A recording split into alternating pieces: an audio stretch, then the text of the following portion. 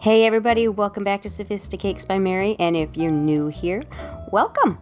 For this video, I'm going to show you how I made this marbled buttercream cake with a new technique using just a piping bag and a tip. And I topped it off with a wafer paper decoration that I don't even know what to call it, but I will show you how I made it. This cake was inspired by an Instagram creator that I came across. I saw her make this cake and I thought, I think I know how I could do this. Her name is Sasha Nari, not sure how to say that, and she has Sasha Cakes Chicago. Please go check her out on Instagram. I'm not sure about her other platforms, but that's where I saw her. This is my version of what I saw that she had done. I don't want to steal any techniques from anybody. I've never seen her actually do it besides Instagram. This is just what I came up with on how I think she may have done it. Her creation, though, just my take on it. And what I'm doing is I am applying my final coat of buttercream on a pre-crumb coated cake that I had. It's 4 layers of cake, I believe. And I crumb coated it with a dark chocolate ganache, which is 3 parts chocolate to 1 part heavy cream. Now, once you get this coat of buttercream on, go ahead and put it in your freezer for about 10 minutes or your refrigerator for 20 minutes while you prepare your buttercream. All you do is you lay out a piece of saran wrap, and I'm using white, a little bit of black, and a little bit of gray. I wanted to do a more traditional marbling.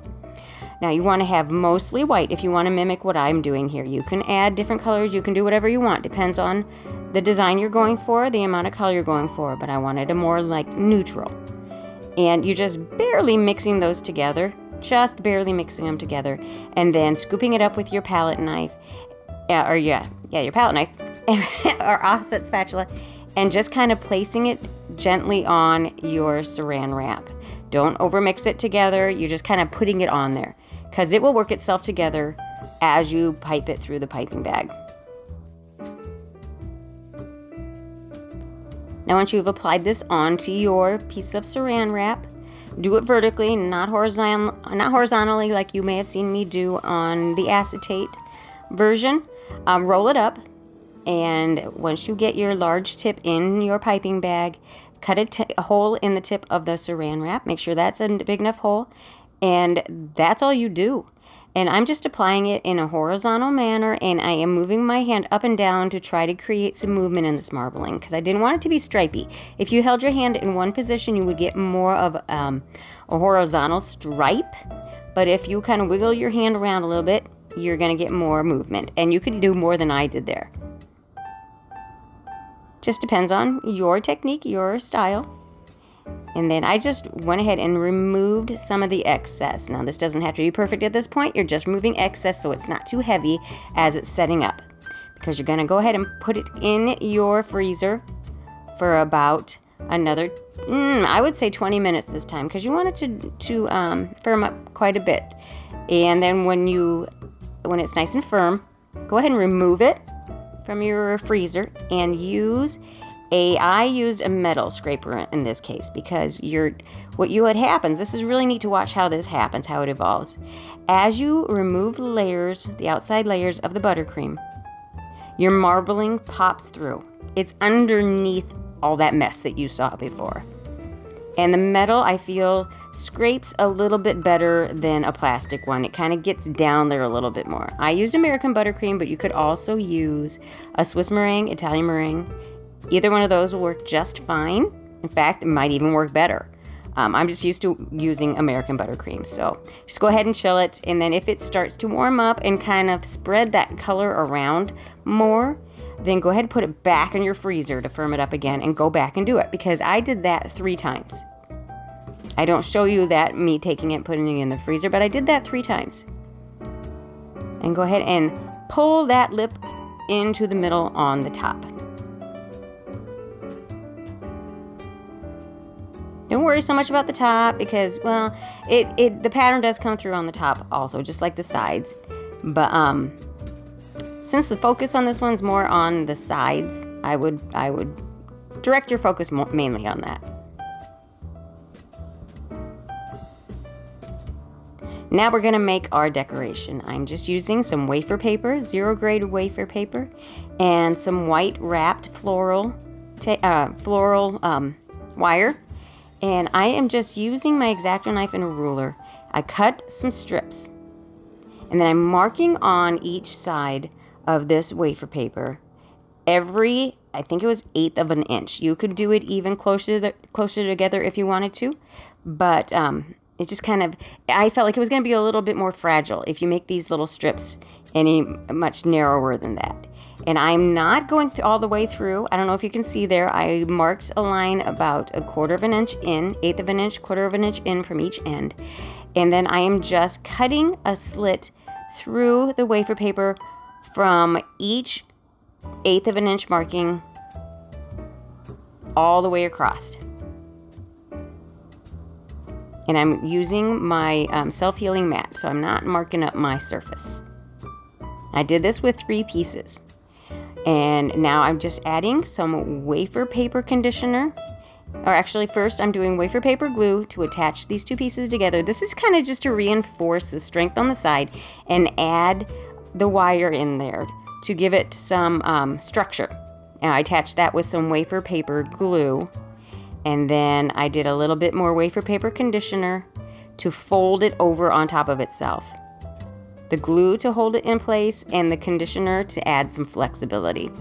Now do this to each end piece, each side of your wafer paper, however many that you choose to make. This is just a 1 tier. If you did a larger cake, you would probably need a few more. And I just cut the extra length off of that wire. And you can leave it like that if you want. It gives kind of a more solid look, but I wanted to kind of be able to see through these strips of wafer paper. So every other piece I removed carefully, because you can very easily accidentally remove too much.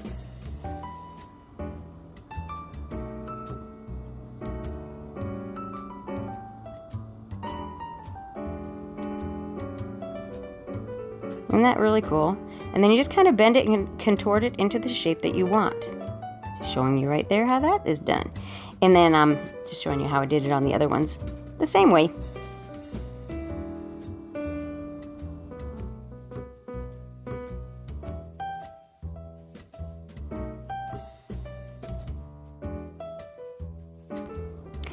Now I'm making some hooks to attach the decoration to the cake, and I'm just using my pliers to create a hook that is flat on the end with 90-degree corners. You'll see how I use that in a minute here. And I just wanted to add, of course, some gold accents. So I mixed my luster dust with some Everclear, and I am just made a paint out of it, and I'm just kind of emphasizing the veins just a little bit, just to add kind of a third color, some variation, a little bit of contrast from the black and the gray and the gold and the white. I'm sorry.